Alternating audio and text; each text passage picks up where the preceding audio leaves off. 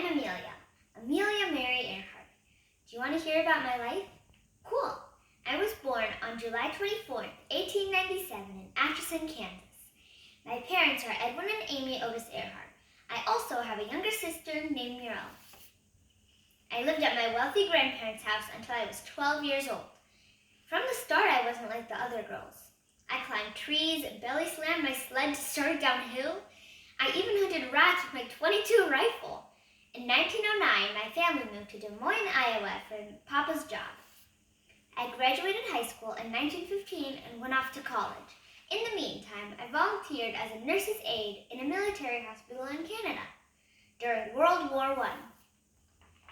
Nonetheless, my greatest adventure was about to begin. On December 28, 1920, pilot Frank Hawks gave me a ride that forever changed my life.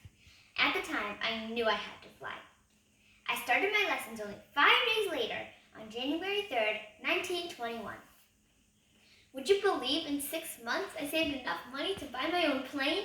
A beautiful 2-seater biplane, painted bright yellow. I called her the Canary. I used her to break my first women's record by rising to an altitude of 14,000 feet.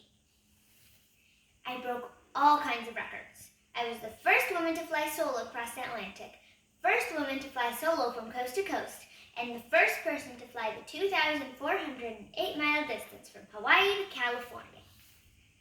I broke speed records and flew routes no one ever did before. All that success made me very famous.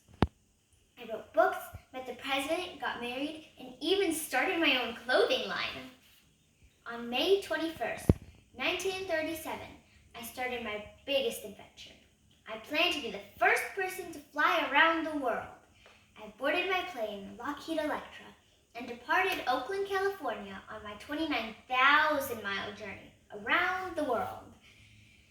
On July 2nd, my plane lost radio contact above the Pacific. No one had seen or heard of me since. It was so close, only 7,000 miles from achieving my goal.